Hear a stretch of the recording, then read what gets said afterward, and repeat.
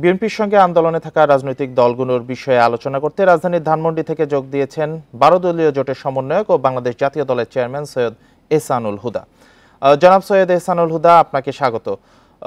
এই মুহূর্তে দেশে তেমন কোনো রাজনৈতিক দল আসলে সেভাবে দেখা যাচ্ছে না, তো জাতীয় নির্বাচন সামনে রেখে যেসব জোট গঠন হয়েছিল তাদের বর্তমান কার্যকারিতা কি, আপনার কি মনে হয়?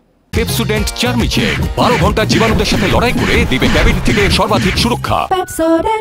দেখুন, আমরা সবাই দেখেছি, জাতি এবং বিশ্ব দেখেছে একটি একতরফা দামি নির্বাচন হয়ে গেল 7 তারিখ। তারপরে হয়তোবা দেখা যাচ্ছে এখন কিছুটা আন্দোলনে ভাটা পড়েছে বা তেমন কোনো রাজনৈতিক কর্মসূচি নেই, কিন্তু তার মধ্যেও আমরা 12 দলীয় জোট অত্যন্ত সরব আছি। আমরা ভারতীয় পণ্য বর্জন এবং ভারতীয় আগ্রাসনের বিরুদ্ধে রাজপথে সরব আছি।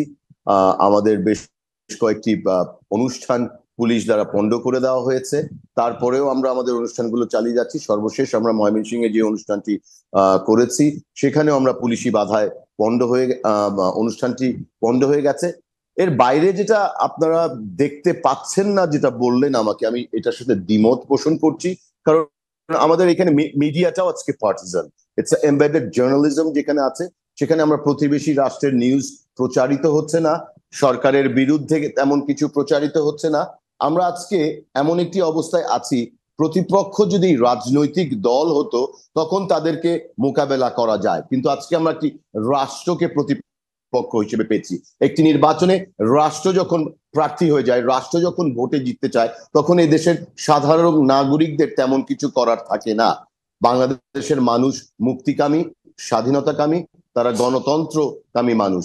আমরা দেখেছি যে আমাদের অধিকারগুলো যেভাবে হরণ করা হয়েছে, আজকে আমাদের গণতন্ত্রকে হত্যা করা হয়েছে, দেশের ভোটাধিকার যেটা হরণ করা হয়েছে, মানুষ তার হারানো অধিকার ফিরিয়ে নেওয়ার আন্দোলনে সোচ্চার আছে।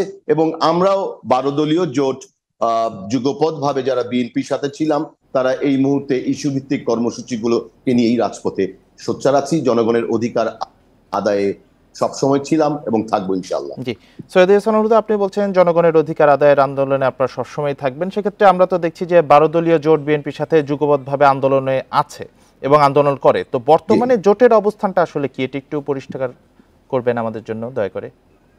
আমি একটু আগেই বললাম যে আমরা 12 দলীয় জোট ভারতীয় পণ্য বর্জন, আগ্রাসন এবং আমাদের যে অভিন্ন যে 54টি নদীর পানি ন্যায্য হিস্যার দাবিতে আমরা আন্দোলনগুলো করে যাচ্ছি। আমরা এখানে একটি, এবং সর্বোপরি যে জিনিসটা সবচেয়ে বেশি ইম্পর্টেন্ট আমি মনে করি, যে আমাদের আভ্যন্তরীণ রাজনীতিতে ভারতের নগ্ন হস্তক্ষেপ। আপনারা পরশুদিনও দেখেছেন, আওয়ামী লীগের সাধারণ সম্পাদক ওবায়দুল কাদের সাহেব বলেছেন ভারতের আনুকূল্যে তারা ক্ষমতায় আছে। স্পষ্ট করে দিচ্ছেন স্বামী স্ত্রী সম্পর্কটা ওনারাই আখ্যা দিয়েছেন। এই জায়গায় আমরা ভারতীয় জনগণকে যে মেসেজটা দিতে চাচ্ছি, যে একটি দল নয়, দেশের সাথে সম্পর্ক করতে হবে এবং আমরা বন্ধুত্ব চাই। আমরা প্রতিবেশী আপনার পাল্টানো যায় না, বন্ধু পাল্টানো যায়। আমরা তাদের সাথে সমতার ভিত্তিতে একটি সুসম্পর্ক চাই এবং বাংলাদেশের আভ্যন্তরীণ ব্যাপারে তাদের হস্তক্ষেপ থেকে বিরত থাকার জন্য আহ্বান করছি। তাদের সরকারি নীতির পরিবর্তন চাচ্ছি। বাংলাদেশের মানুষকে তাদের ভোটাধিকার প্রয়োগ করার যে অধিকার তারা হরণ করেছে আওয়ামী লীগের মাধ্যমে, সে ব্যাপারে আমরা একটি ক্লিয়ার মেসেজ দিতে চাচ্ছি। আপাতত আমরা জোটগতভাবে 12 দলীয় জোট এই আন্দোলনটি করে যাচ্ছে। এছাড়া গতকাল আমরা বিএনপি লিয়াজো কমিটির সাথে আমরা একটি বৈঠক করেছি, সেখানে ভবিষ্যৎ আন্দোলন কর্মপন্থা নিয়ে আলোচনা হয়েছে।